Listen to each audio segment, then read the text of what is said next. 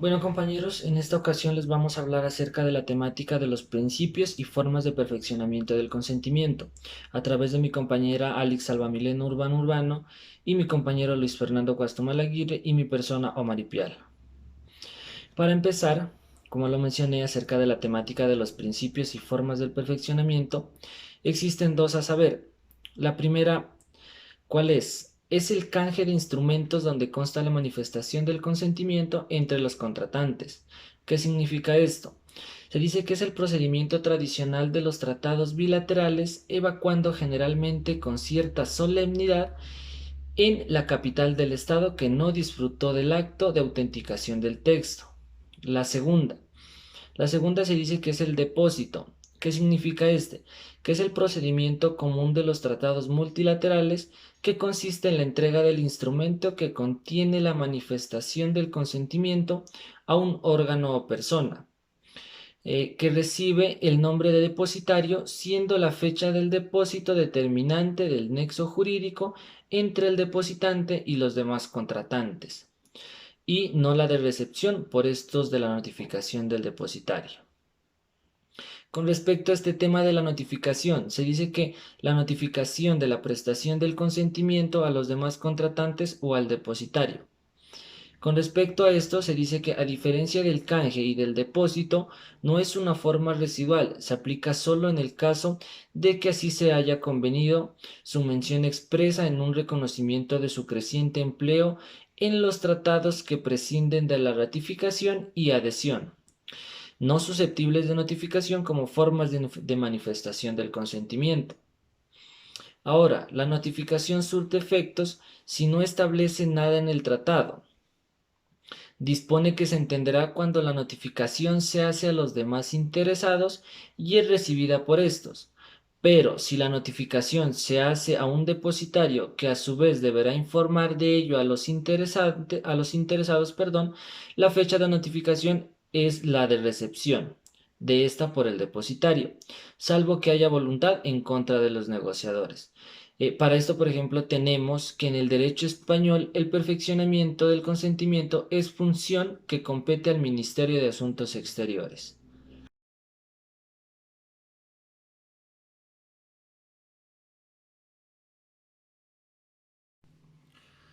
Bueno, ahora vamos a hablar acerca de la representación internacional del Estado y de otros sujetos. Como primer punto a analizar es el planteamiento. Se dice que los estados y las organizaciones internacionales o otros sujetos del derecho internacional son personas jurídicas que actúan a través de órganos que lo representa, que están representados por individuos que lo representan prácticamente en el derecho internacional. Se dice que las reglas que rigen la representación de los sujetos en los actos de formación de los tratados codificados se basan en la acreditación expresa de los plenos poderes, que a través llevan la aceptación del carácter representativo que está implícita, que ostentan esa determinación de los órganos encargados de la acción exterior. Como segundo punto vamos a hablar acerca de los plenos poderes. ¿Qué significa esto? Se dice que como regla general cualquier persona será considerada representante cuando así se deduzca de un documento ad hoc. La plenipotencia o plenos poderes en un documento que emana de la autoridad competente de un Estado. Y además se dice que por el que se designa a una o varias personas que representan al Estado en la negociación o cualquier otro tipo de acto que se realice a nivel internacional.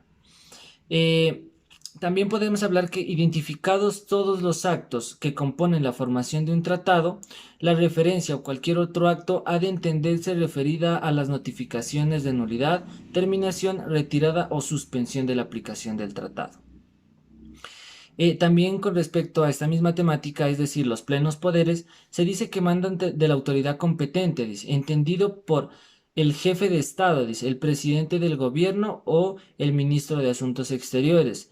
Dice que han de especificar el nombre completo de las personas autorizadas, la denominación del tratado, para que estos puedan emitir y realizar cualquier tipo de acto. Se dice que sin ello no es posible. También se dice que la materia sobre la que versa la conferencia en la que se va a efectuar su negociación, tiene que estar la fecha y lugar de la firma de este documento. Se dice que la firma del otorgante es opcional y que también tiene que tener el sello oficial. Se dice que en la práctica no suele procederse a verificar la autenticidad de la firma, dice, siendo habitual en el ámbito de las Naciones Unidas, dice. Su extensión por el representante permanente acreditado ante la organización, la exigencia de la identificación nominativa del representante, que suele efectuarse por motivos de prudencia a favor de dos personas como mínimo. También se dice que todo esto impide admitir plenos poderes otorgados a un representante permanente o un embajador del Estado y permite afirmar que nos encontramos ante un documento que presenta un carácter individual. También dice que se debe advertir que si los plenos poderes estuvieron caracterizados en el pasado por la amplitud de su contenido, la solemnidad de su forma y la preceptiva presentación hoy se han flexibilizado mostrándose más concretos, dice. También podemos decir que menos formales o solemnes y habiendo existido una pérdida de rigor a la exigencia de su representación o de su presentación como tal.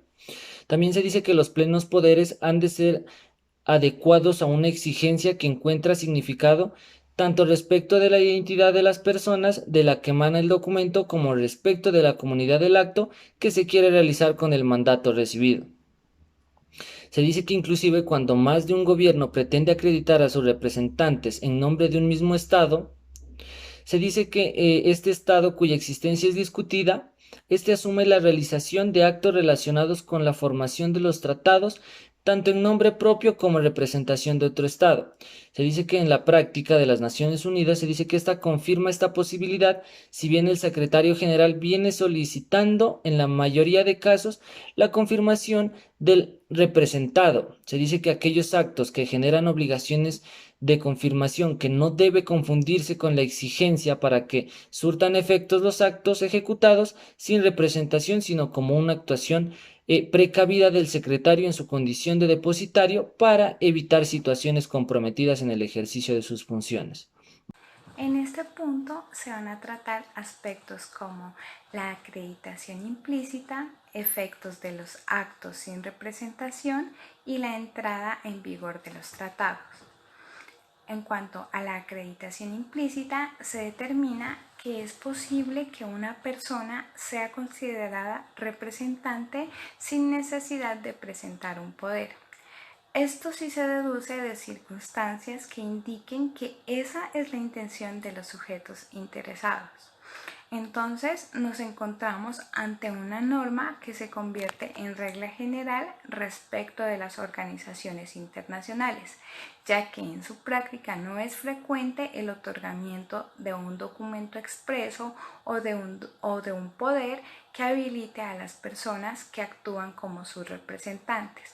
Esto debido a las dificultades que existen para determinar el órgano competente para otorgar dicho poder o dicho documento expreso. En cuanto a los órganos que en virtud de sus funciones representan al Estado, el derecho internacional ha considerado a determinados órganos estatales en virtud de sus funciones representantes, lo cual no es posible respecto de las organizaciones internacionales debido a la imposibilidad que existe de establecer una regla general. Pero en conclusión se considera que representan al Estado sin necesidad de plenipotencias. Entonces, para los actos relativos a la formación o celebración de un tratado, el jefe de Estado, el jefe de gobierno y el gobierno de asuntos exteriores son aquellos en cuyo nombre o con cuya firma se autorizan los plenos poderes de los demás representantes. Y para las negociaciones y adopciones del texto del tratado son representantes los jefes de misión diplomática, los jefes de misiones especiales y los representantes acreditados ante conferencias y organizaciones internacionales, así como también los jefes de misiones permanentes ante organizaciones internacionales. Cada uno de ellos representan en el ámbito de sus atribuciones y en el medio ante el cual estén acreditados. En cuanto a los efectos de los actos sin representación, el artículo octavo de la Convención de Viena establece que cuando un acto referente a la celebración de un tratado es realizado por una persona que no pueda considerarse representante de un Estado o de una organización internacional, en este caso ese acto no tendrá efectos jurídicos, salvo que ese acto sea posteriormente confirmado por ese Estado o por esa organización. Caso contrario, cuando la persona facultada para comprometer al sujeto o al Estado o a la organización recibe instrucciones de ejercer sus poderes, pero solo en circunstancias o con determinadas reservas, pero esta persona a la hora de la verdad manifiesta un consentimiento malintencionado o desdeñado de esas instrucciones. En este caso no hay una inadecuación de poder, sino un abuso del mismo. Y en consecuencia esos actos sí son imputables al Estado o a la organización, aunque es posible en estos casos invocar una nulidad si se cumplen con requisitos previstos en el artículo 47 de la Convención de Viena.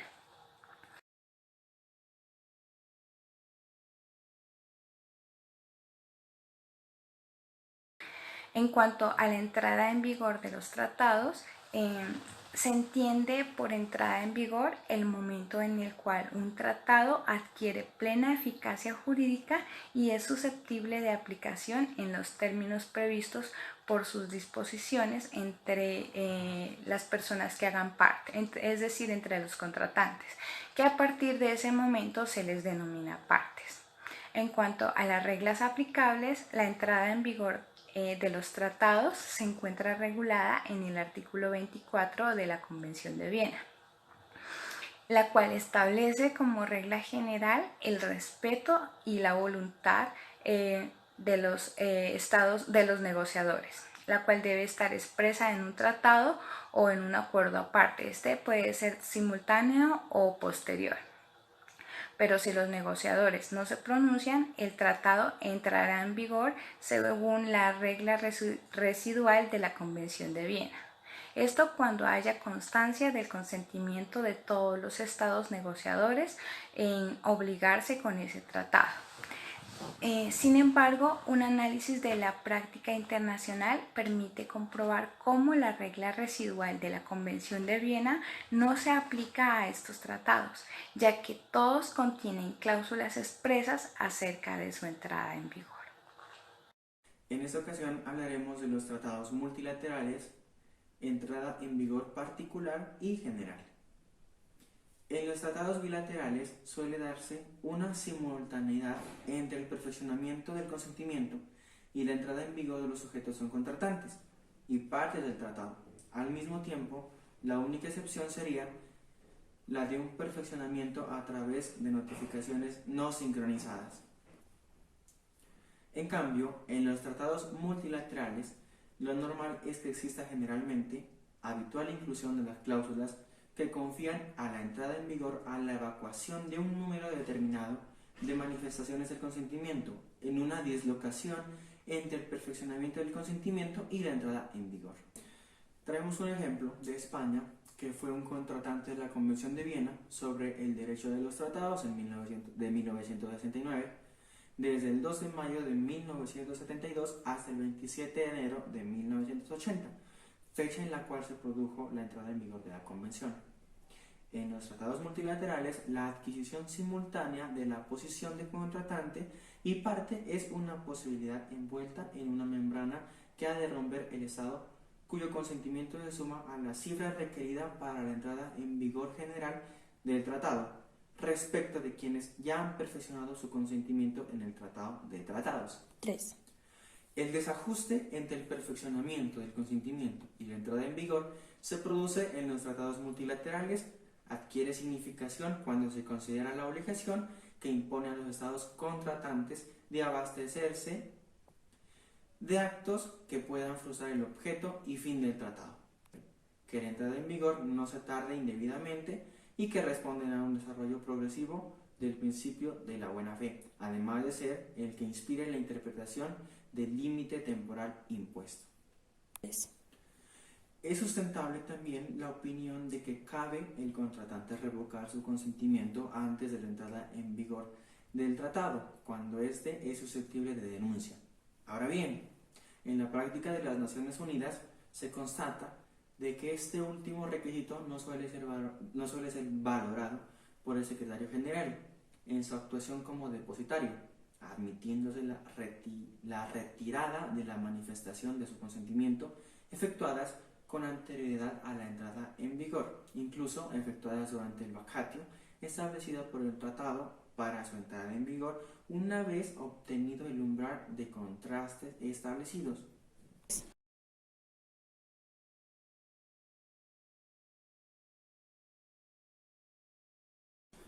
Ahora hablaremos de la aplicación provisional de los tratados. Y nos surge la pregunta de qué es aplicación provisional. Entonces consiste en la observancia de todas o algunas de las disposiciones antes de su entrada en vigor, normalmente a partir de la fecha de autenticación del texto o en una fecha inmediatamente posterior a la autenticación. Supone la aplicación de estas disposiciones por presentarse un caso de extrema urgencia. Por su misma naturaleza, la aplicación provisional supone la discontinuidad entre la autenticación del texto y manifestación del consentimiento para obligarse al tratado. 3. ¿Cómo se materializa el consentimiento de la aplicación provisional? Generalmente, la voluntad de consentir la aplicación provisional del tratado suele ser expresa y por escrito y notificada por los sujetos a los demás interesados a través del depositario si el tratado es multilateral. Ahora bien, surge la pregunta, ¿en qué medida los representantes de un sujeto pueden convenir la aplicación provisional de un tratado? Esto se responde, ya que es algo que el derecho internacional deja en manos de los derechos estatales o, en su caso, de las reglas propias de las organizaciones internacionales. 3. Ahora bien, podemos encontrar estados como Colombia o Venezuela, cuyo ordenamiento interno tiene prevista una forma positiva, pues la posibilidad de aplicar provisionalmente algunos o la mayoría de tratados internacionales, mientras que otros estados o países como Costa Rica o Guatemala tienen la posibilidad de descartar por haber formulado una reserva al artículo 25 por considerarlos incompatibles con su constitución. Por lo general, no es erróneo afirmar que los ordenamientos internos se han visto sorprendidos por las iniciativas gubernamentales, lo que, unido a la falta de reacción de otros poderes, particularmente el legislativo, ha supuesto la consolidación de la aplicación provisional antes de su recepción legal. Ahora bien, vamos a hablar de unas reglas de aplicación. Aquí cualquier regulación estatal de la aplicación provisional, ajustándose al molde de la Convención de Viena, ha de fijarse como objetivo la conservación de sus ventajas, sin merma de las competencias de las cámaras legislativas. A ese respecto, pueden establecerse las siguientes reglas generales de aplicación. Vamos a hablar de 5 reglas. La primera regla es que la aplicación provisional de los tratados es un recurso excepcional al que ha de accederse solo en circunstancias de extraordinaria y urgente necesidad. Segunda, convenida la aplicación provisional de un tratado cuya conclusión requiere autorización de las cámaras legislativas, el tratado ha de serles inmediatamente remitido al objeto de que se inicie sin demora su tramitación. Sería también procedente fijar a la aplicación provisional un límite temporal máximo. No procede cuando, tercera regla, si en el orden interno hay materias para las que ni siquiera en esas circunstancias se permiten actuar al gobierno mediante decreto ley. Con igual motivo, ha de rechazarse que pueda convenir la aplicación provisional de los tratados que la afecten. 3. Cuarta regla. Igualmente, deberían excluirse del ámbito de aplicación provisional los tratados de obligada autorización parlamentaria, cuya ejecución sea susceptible de provocar situaciones irreversibles o difícilmente reversibles, que en definitiva acaban colocando a las cámaras ante hechos consumados. Quinta regla. Ha de mirarse con recelo la aplicación provisional de los tratados que suponen una merma en derechos reconocidos a los ciudadanos por tratados anteriores. 3. Ha de ser denegada la autorización, el gobierno ha de notificar de seguido a los demás sujetos interesados su intención de no llegar a ser parte, terminando en este momento su aplicación provisional. La recepción en el orden interno de las obligaciones contenidas en los tratados aplicados a título provisional y su prevalencia o no sobre preceptos de rango legal podrían ser sometidas a reglas particulares.